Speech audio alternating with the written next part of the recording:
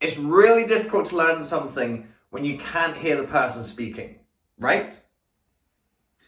If you lose your voice, you lose your ability to work as a speaker. So what do you do if you lose your larynx livelihood? If you're a regular follower of the channel, you might have noticed that I haven't posted for a little while now. And the reason is because I lost my voice. I went on a trip to Australia, so I wasn't posting any content then. Coming back from Australia, a mixture of jet lag, traveling, unknown germs on the far side of the world that immune systems aren't used to. I lost my voice. I came back first couple of days. I was doing a webinar, and as I went through the webinar, my voice was just getting hoarser and hoarser and hoarser. And after 90 minutes, I could barely speak at the end. And I was looking at my schedule. I was looking at all of the patient clients who'd been waiting for me whilst I was on my trip and going, how am I going to do this? How am I going to do group coaching? How am I going to do workshops? How am I going to do calls? And I did a little bit of rescheduling and a little bit of powering through, but it was really difficult for about a week. For about a week, I essentially lost the ability to speak. And I started getting really nervous. I thought, I've taken all this time away and I'm just coming back, and now I've lost the thing through which I make a livelihood. If I can't speak. So I was quickly Googling what to do when you lose your voice. And I knew that to a certain extent, you just had to wait for it to recover. But I wanted to do everything that I could to speed up that recovery time as much as possible. And throughout the process, I found some things that did help speed up the process, where I went, okay, day by day, I am feeling a little bit better doing these things. There was 3 things in particular that I want to highlight to you in this video today. So as with all things, prevention is better than cure. You need to be looking after your voice so that you don't lose it, because when you lose it, you really are just waiting for it to rest and recover after that.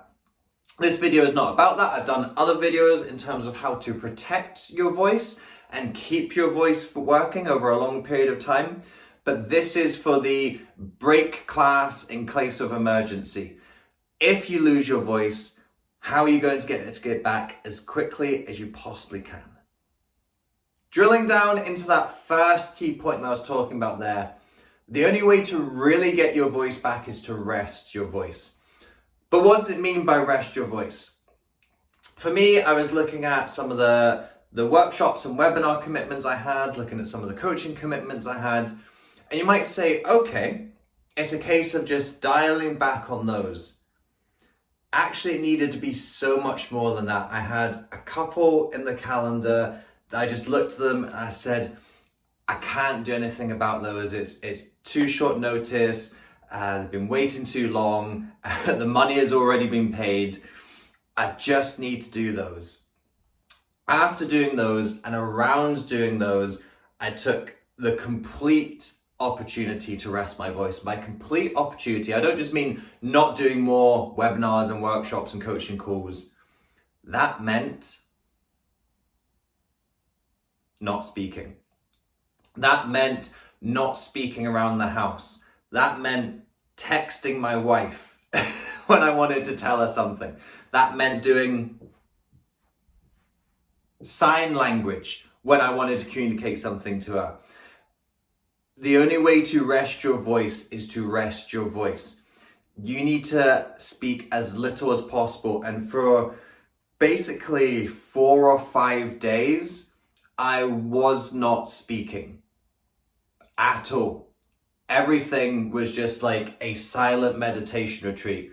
And as I was going through this, I thought, wow, I never could do those silent meditation retreats because this is driving me crazy. The not being able to communicate things, doing Shakespearean amateur dramatics. But that's what you need to do. When you lose your voice, you've got to stop using it, because the more you use it, the worse it's going to get. So if you have those small commitments that you still need to make, think about how you can jiggle and change them. For example, for some of the workshops I had, what did I do? I just made them a lot more interactive. I made them a lot more practical. I minimized the amount of talking that I had to do and then really just sat back and let the group dynamic work. So for commitments you absolutely can't get around, minimize the amount of talking that you're having to do, and all of the other times you've just got to zip it and let the recovery do its work. I know the rest answer isn't very sexy, and I know certainly for me when I was panicking and Googling things, I wasn't Googling looking for the answer, you have to rest your voice. I was Googling looking for what is the tactic, what is the thing that I can do that's going to help me with the voice. One tactic that I found did work was salt. In particular, gargling hot, salty water.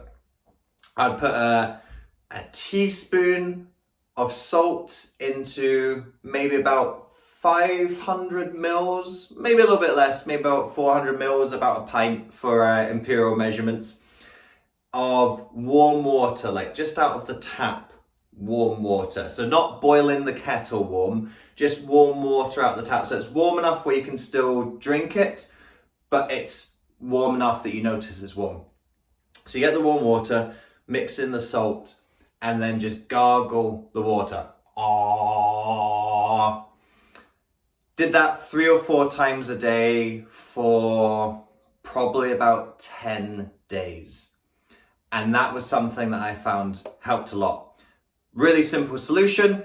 Everyone's got salt, everyone's got hot water. Mix it together. If you don't know how to gargle, it's kind of just like blowing air out your mouth whilst you've got water in your mouth. So if you just go, ah, now drink some water, ah, it will naturally gargle, and that salt water is going to go around those inflamed bits and help with the little bit of decontamination and a little bit of the inflammation as well. In the event that I ever lose my voice again and you go, oh no, there's no videos from David, I can't go on any webinars, can't do any workshops with him, how do I still keep on learning about public speaking? Well, that is why I have put my teachings into books as well. Even when you lose your voice, you can still communicate through the medium of the written word. Funnily enough, the subtitle of this book, what's that first line? Find your voice. That's certainly something I've been doing for the last couple of weeks. Not so much in the metaphorical sense that this subtitle was meant, but in more of the literal sense. If you want more help with your public speaking, Rise and Inspire is going to help you with the path of becoming a professional speaker. And if you want to become a professional speaker, you've got to learn how to look after your voice. Virtual Speakers Revolution is all about speaking on camera. And in here, you've got some of the great tricks to make your sessions and what you're doing interactive.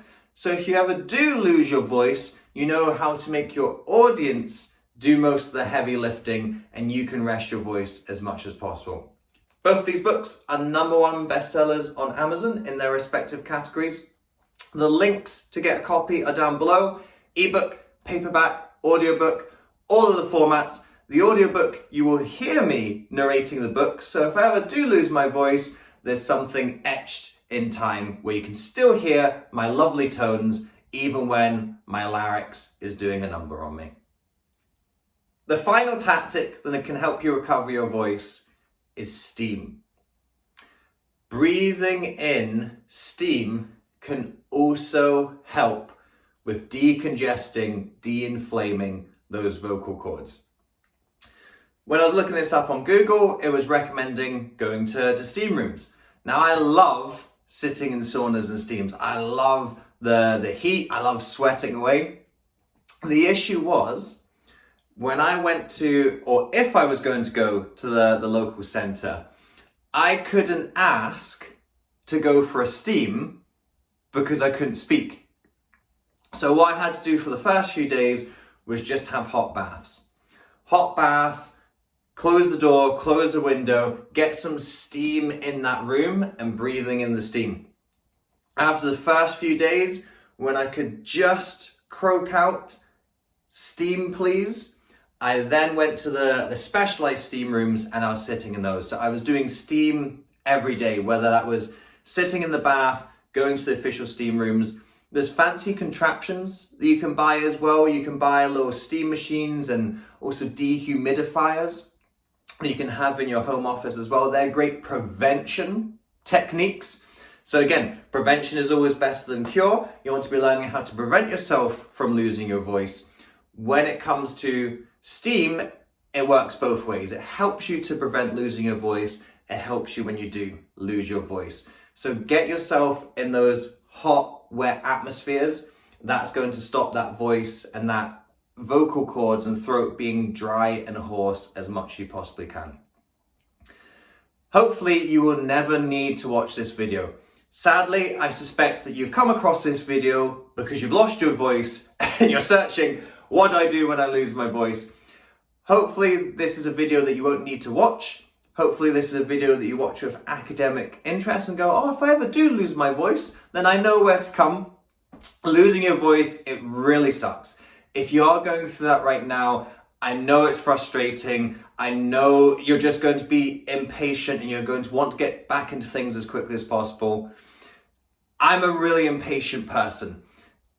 And I'm telling you, you just need to trust the process. Use these tactics to speed everything up. Just find other things to do in the meantime. I did a lot of writing and a lot of watching things whilst I lost my voice. I thought, you know what? If I've got the time, I'm not ill. I don't feel rubbish. I'm not incapacitated. I just can't speak. So I could do lots of reading, lots of writing, lots of watching things.